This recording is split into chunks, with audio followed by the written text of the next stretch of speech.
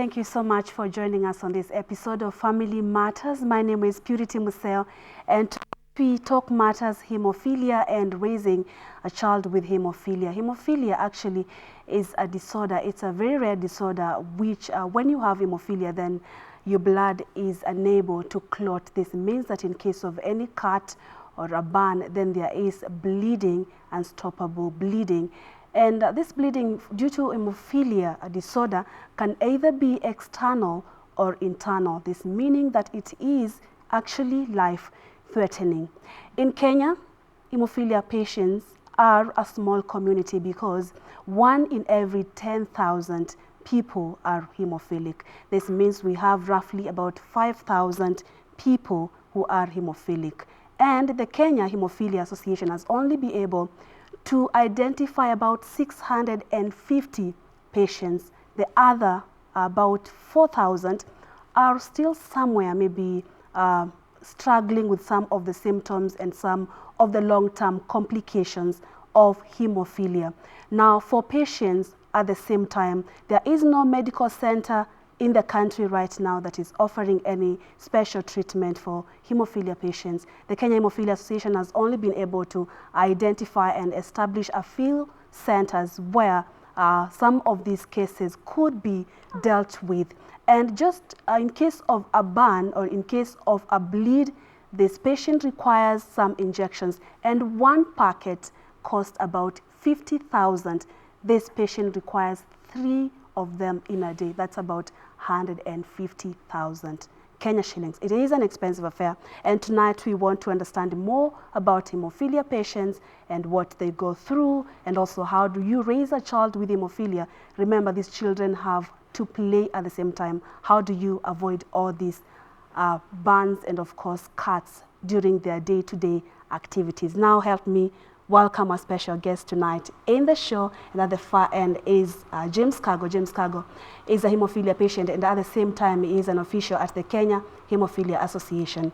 And then next to James Kago is Jen Kalulu. Jen Kalulu is a mother and at the same time hemophilia carrier. James will be able to help us understand what all this carrier is all about. And then next to me is Abel Kalulu, and Abel is son to Jen Kalulu. He is also a hemophilia patient. He'll also be able to tell us some of the struggles he has to go through as a child. Abel, thank you so much for joining us on the show. Thank you. All right, and Jen, welcome to the show. Thank James, you, thank you so much for the coming to the show. James, you are a patient, and at the same time, you are an official at the Kenya Haemophilia Association. Yes. Maybe you can paint a picture to our viewers when we talk about hemophilia. What exactly are we talking about? What is hemophilia? What are some of the causes and symptoms? Then we could continue from there. All right, thank you, Purity, for this engaging discussion.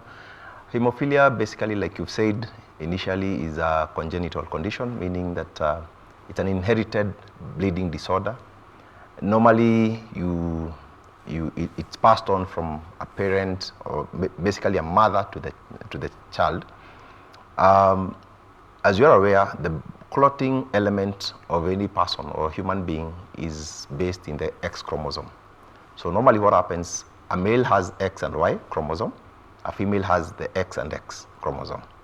So in most cases, for a female, because you have 2 X's, if one X chromosome has a hemophilia defect, the other one is able to complement. So that's why in most cases you'll never find a lot of women being bleeders, but you'll find women becoming carriers. They have that gene that can be transmitted to their sons. Now, sons, when they get that gene that has, or the X chromosome that has the defect in terms of hemophilia, because they don't have another X chromosome that can complement the one that has the hemophilia element, you find they tend to bleed. So in most cases, hemophilia, therefore, predominantly you will see it with men, unlike with women. Yeah. However, it can also affect women. Now, in most cases, you find hemophilia has 2 elements. We categorize it in 3 types. There's a severe hemophilia, where you can bleed spontaneously. From just even sitting like this, I could wake up and feel my back is paining, and apparently that's a bleed. Then there is another one we call the moderate. sometimes you have to have a trauma for the bleeding to start. That means for the severe cases, for example, your clotting factor could be less than 1%. A normal body should have at least between 50 and 100% of clotting factor. So for a severe, you probably have even less than 1%. Personally, I have 0.9% clotting factor. Now, for a moderate, you might have even up to between 10 and 20%. So you're able to clot a little. Then the mild cases, which have almost towards, getting up to the 50%, you find you have to have a huge trauma for you to start bleeding. So most of the people with mild hemophilia, you'll tend to find them whenever probably they undergo circumcision, they bleed longer than expected, and therefore that's when we are able to diagnose them. But then the severe cases, we're able to identify them early in life than the mild and the moderate. Now, for the hemophilia, in Kenya, we have predominantly two major categories. We have what we call hemophilia A, which basically means you're lacking clotting factor 8. Then for the other category is hemophilia 9, or which you call hemophilia B, meaning that you're lacking the clotting factor 9. In your body, you have many protein factors, which if you miss one, then it means it stops the cascade of clotting. So for me, I miss clotting factor A, which is factor 8. I have hemophilia A, I miss clotting factor 8. And majority of the patients that we have in Kenya, out of the 650, you find 80% of them tend to be hemophilia A. Yeah. Yeah, and what are the symptoms of hemophilia? When you get a child who, sometimes, like I said, it's genetically comes from the parents, Yeah. but you may find in rare cases where it is a random, nobody else in your family has hemophilia. Nobody else, not even your mother or your grandfather or your grandmother ever had hemophilia, and you are the first person, the first lady who is having a son who has hemophilia. Now, if that has, in your family nobody else has had hemophilia, you probably will see a child whenever they start crawling, for example, you'll find they have a lot of bleeds, either from the wrists or the ankles or the elbows because of the trauma. As you move, the baby crawls. Sometimes you find because of when you're teething, you may bleed a lot from the gums.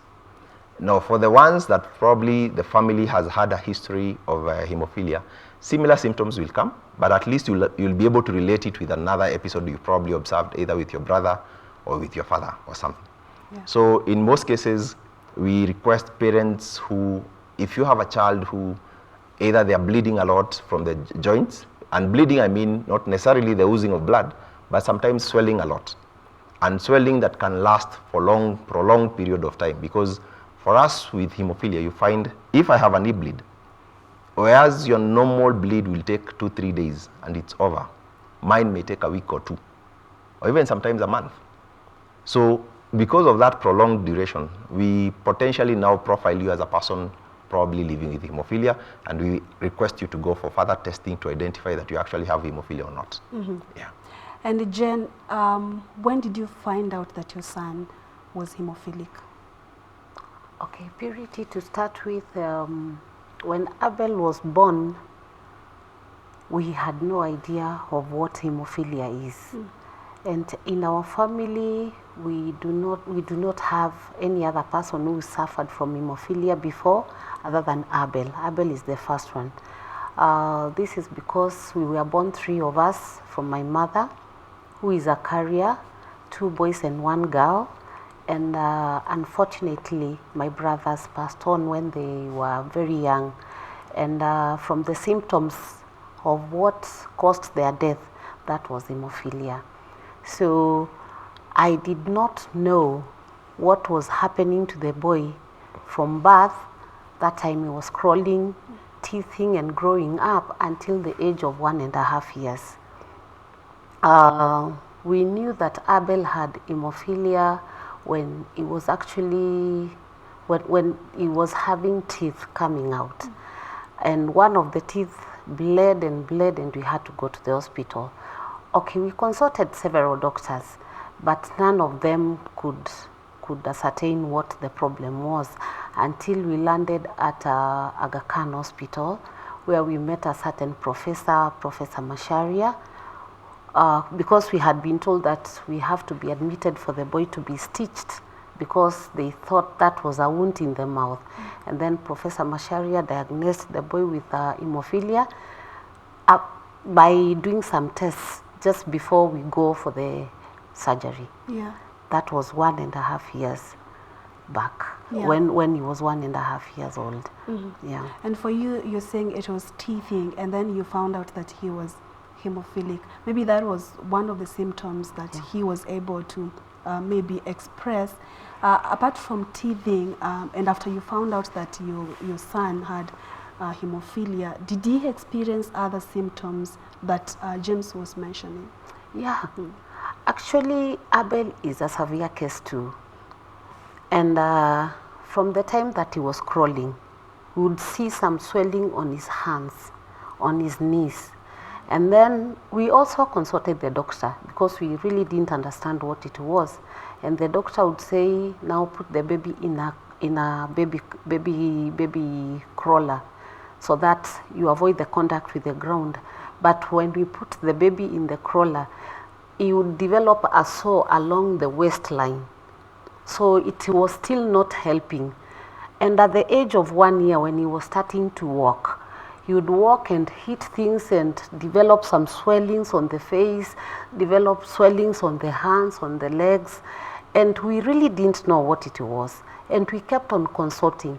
Even the time that he was teething, the time that we were meant to know that that was hemophilia, it was not really clear to us what hemophilia is and what we are supposed to do.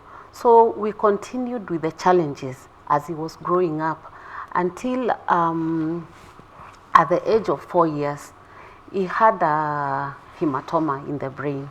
He was bleeding in the brain, and he was convulsing. And we went to the hospital. We were first treated with malaria, which was not the case. Then we were referred because the condition was worsening. And then when we were referred to Gertrude Main Hospital, the doctor said we need a CT scan. So we were done a CT scan, and we were told that the boy has a bleed in the brain. So again, the doctor came back again to come and see whether an hemophilic can be operated.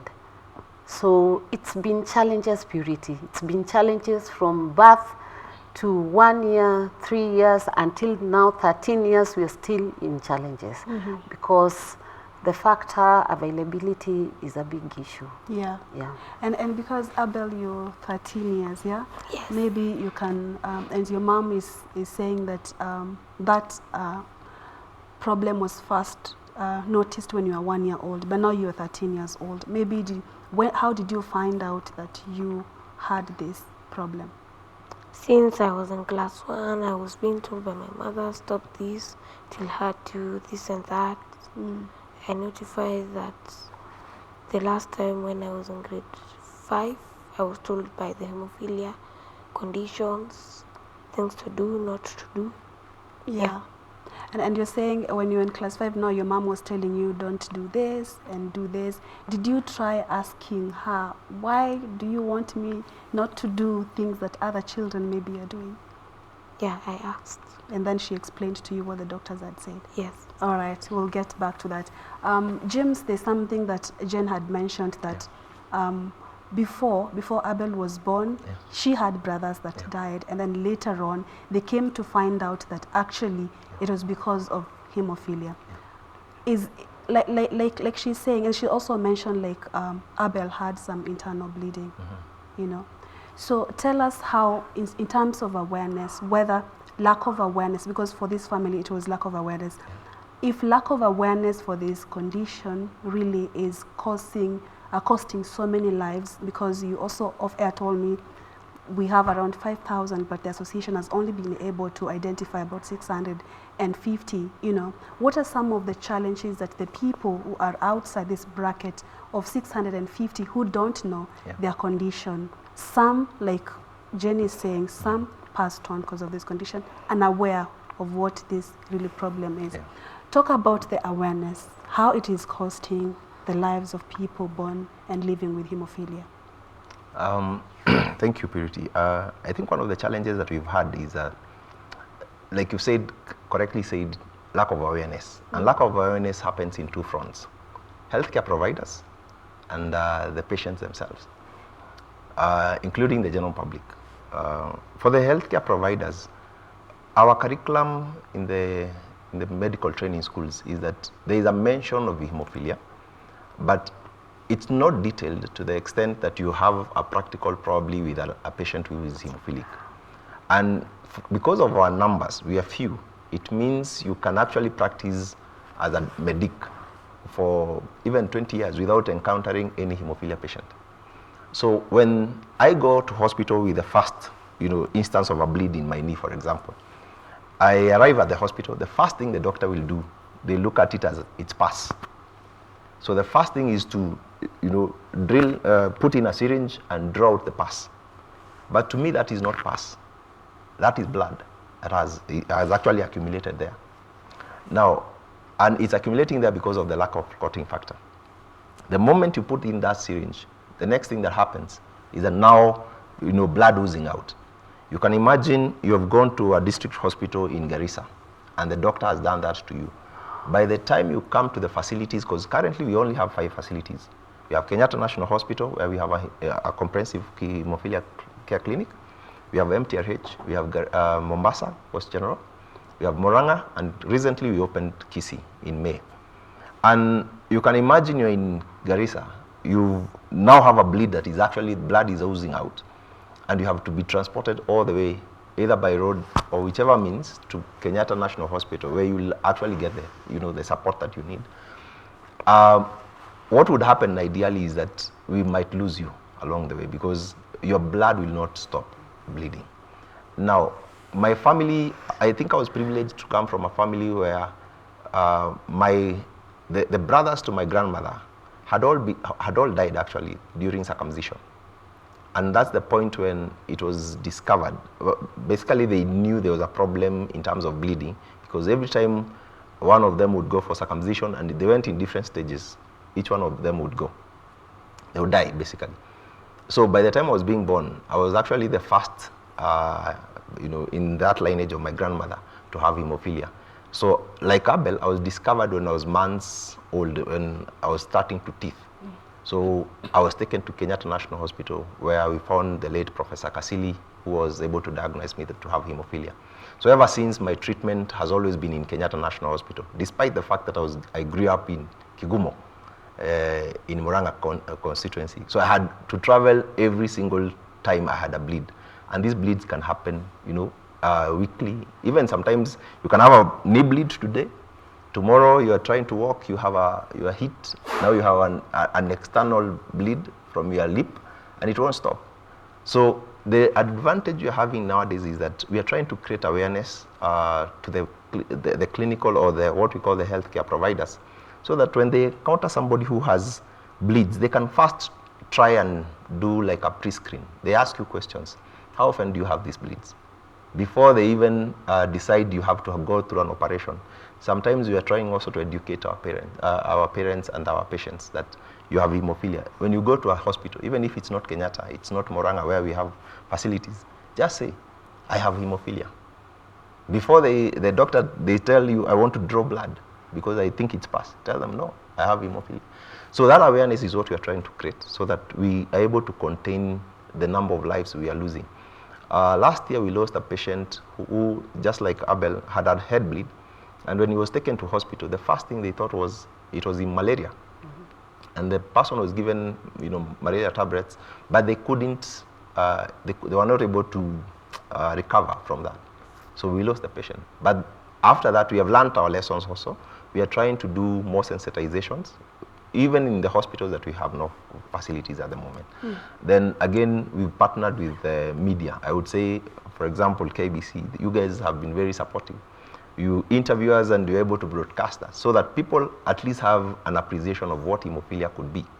So that is also helping, because we've seen quite a number of patients coming out saying, I don't know, but I feel my brother could be hemophilic. Mm. What do I need to do? And then we're able to now refer them to the facilities that we have, and they're able to be tested. Yeah. So that's what we are trying to do.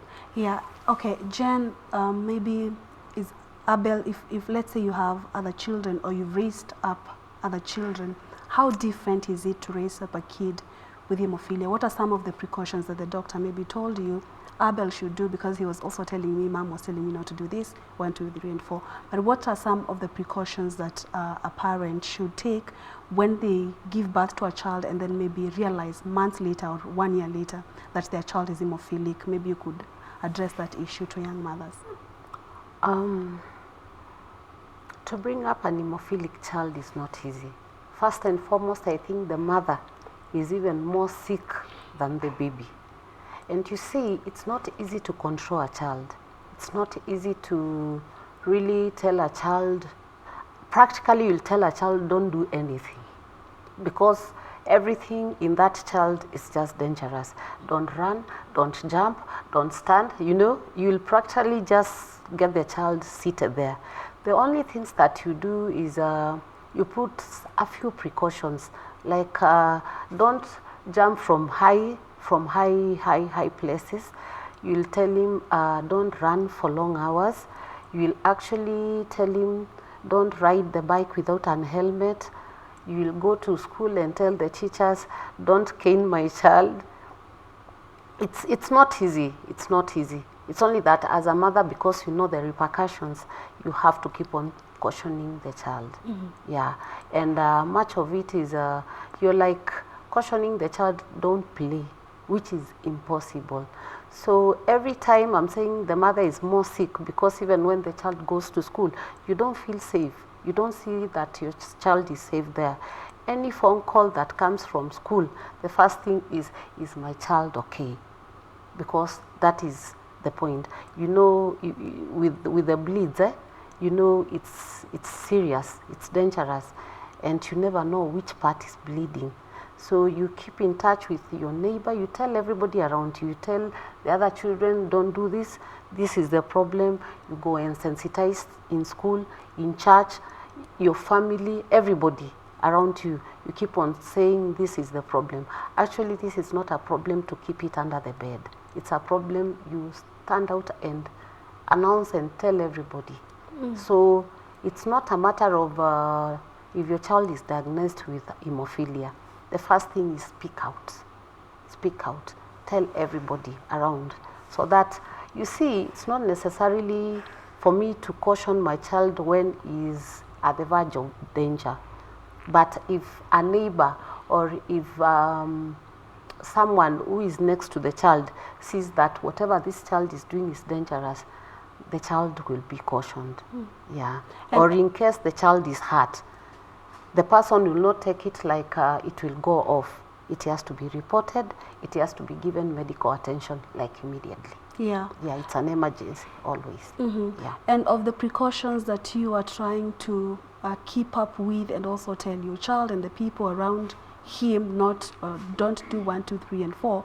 Did you at some point maybe find yourself, yeah, I know this was a precaution, but it has happened, you know, maybe you've told your child not to play, but Abel has gone out and he has played and then he's come. Maybe you could also tell us what was your worst instance of Abel. Maybe he's gone out to play, or also the issue of the teachers. You've told them don't cane my child, and then they're like, why do you want your child to be treated differently or special? Did you encounter such instances? Yes, I have. Yeah. Severally I have. There's this time that Abel went to play just inside the building with the other kids, and one boy pushed him down and he fell and his front teeth got cut, and he came in the house. They were not bleeding, but part of the teeth fell down. He came in the house and just sat, and he could not disclose what had happened, and we also did not know. So what he did, he went, showered and went to bed. Why are you sleeping? I'm sleepy. He did not tell us what happened. Come 2 in the morning, his mouth is swollen, he's screaming. There's nowhere where you can access any dentist at night to access the problem, and it was not good.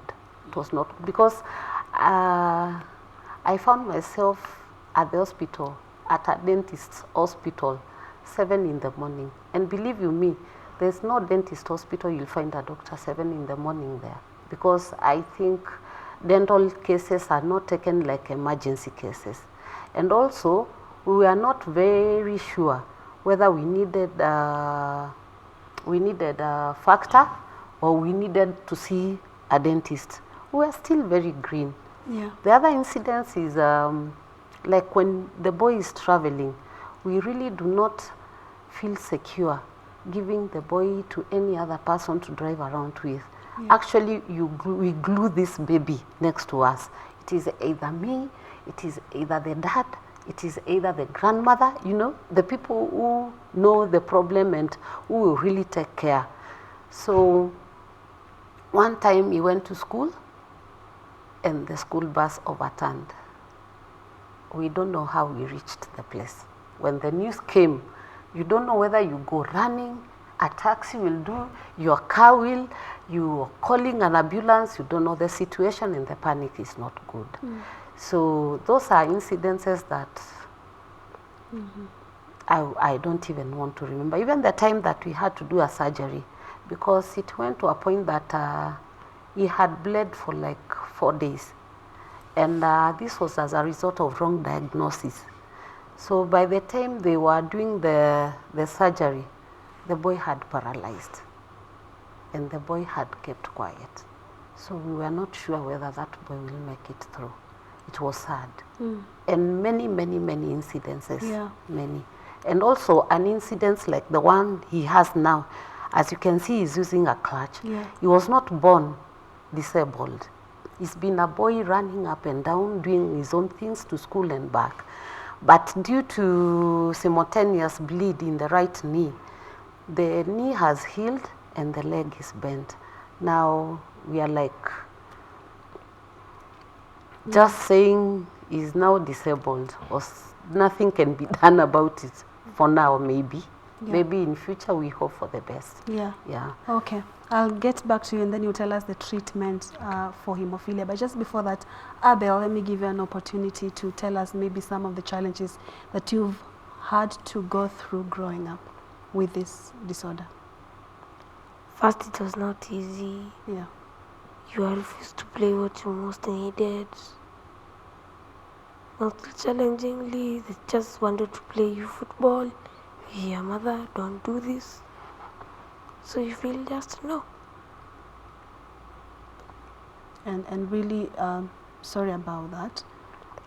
Yeah, and maybe have you been able to understand this, and maybe what would you tell other boys out there, yeah, your age or even younger, who are going through the same thing that you are going right now? First thing is to avoid something very dangerous, Yeah. and to give them good luck if they find the cure. Yeah. Okay. For you, James, you grew up and you are a hemophilia patient, but let's talk about the journey, because I know Abel is going to be fine because you're here, you're hemophilic and you're fine. Let's talk about, she's also talking about when, for example, there is a dental issue and you are hemophilic. Is there an expert that you go to that can deal, hemophilic expert that can deal with whatever challenge? If it's a bleed, if it's a, let's say a bleed on the knee, if it's a bruise, a cut, what expert would you go to? Is there an hemophilic expert? Do you go to a dentist, like she was saying? If, for example, you have internal bleeding, do you go to a neurosurgeon, or is there specific experts that can really take care of all those problems that come along with the disorder? Thank you, Purity. One of the things that we've done as Kenya Hemophilia Association, before I go back to my journey, is that to manage hemophilia, you actually need a multidisciplinary team. We have the main guy who we call the hematologist. Basically, they are guys they are doctors who are specifically trained on how to deal with blood issues. They deal with hemophilia, sickle cell, and related, you know. So these are the guys who they can be able to diagnose and interpret for you what, you know, hemophilia, which hemophilia type are you suffering from, and what category. Is it severe, is it mild, or is it moderate for you? And they're able then to explain to you in a better way how are you supposed to manage it. Now, like Jane has mentioned, one of the things that we find is for a normal hemophilia patient, you cannot go just to any dentist. You have a toothache, you can't just go walk into any dental clinic and have your tooth extracted. Otherwise, you're booking yourself into an admission in hospital. That for us is a direct admission, because the next minute, the beauty with hemophilia is this. Today I get hit. In the next 1 hour, I'll still be fine. And it's something that we are trying to train the parents. Like she said, they're very skeptical even for the children playing, because whenever hemophilia child is hit, their bleeding it's normal. It's like yours. It's just that it prolongs. It's not heavy. It's normal. It's just that yours will stop in an hour, or in 5 minutes, or in 10 minutes. Ours can go for 2, 3, 4 weeks, unless it is managed. So what you find is, where it's a normal cut, you can look at it and say it will go off at some point. But in actual sense, it will prolong. So what we normally do is, for the patients, we tell them, if you're hit, please report. Come, be infused. What we've done, in my days, for example, let me give you my journey so that you're able to understand. In my day, you could actually only get factor 8 replacement through getting a blood transfusion. What that meant is, with a simple knee bleed, I know for the next 1 week or 2, I will not walk. So I would have to go to Kenyatta National Hospital, be admitted, and because we know the challenges of blood, in the blood shortages in our referral hospitals, I would have to call our family friends to come and donate blood, so that I'm infused and I get my factor 8 from their blood. Now, technology improved a little, because I didn't need the whole blood. I actually needed the factor 8 component. So we stopped being infused with the whole blood, because it would take like a whole night for just 1 pint to be infused, and you have probably to get 3-4 pints. So that would mean you have to be in hospital for a week. And my director tells me time is not on our side. Thank you. Maybe you can tell us the cost of the treatment as well. Cost of treatment, currently we're using factor concentrates. So the factor concentrates purely are donated. At the moment, our government is not procuring the factor for us, and it's a big challenge for us, because we have to rely on donor-funded factor concentrates. A normal dose for me, just a normal knee bleed, will cost 150,000. That is an infusion for maybe 3 days infusion. When you have severe bleeds, say when in the current instances we've had boys going for circumcision during the holidays, and they come to us, you find we are not able to manage them. So for us, it's a very risky affair even to have the boys go for circumcision without the factor concentrates. We are trying to engage the government to procure for us the factor 8 concentrates, or the factor concentrates, basically to manage the condition. We are hoping that the government will step in, especially now that they are doing the universal health care for everyone, and we believe health being a critical component in the President Uhuru's agenda, they'll be able to look into our issue. Yeah. Okay, thank you so much. Honestly, we'll have this conversation once again. But it was great having you, Abel, Jen, and James. Thank you so much for this great conversation. Thank you. And I wish you all the best. Thank you. We appreciate it. All right, and thank you all for watching Family Matters tonight. Thank you for your feedback. Time is not on our side. I would have looked at some of them, but of course, keep them coming at KBC Channel 1 News and at Purity_Museo. The hashtag is Family Matters KBC. That's the end of the show. I'm Purity Museo. Good night and God bless.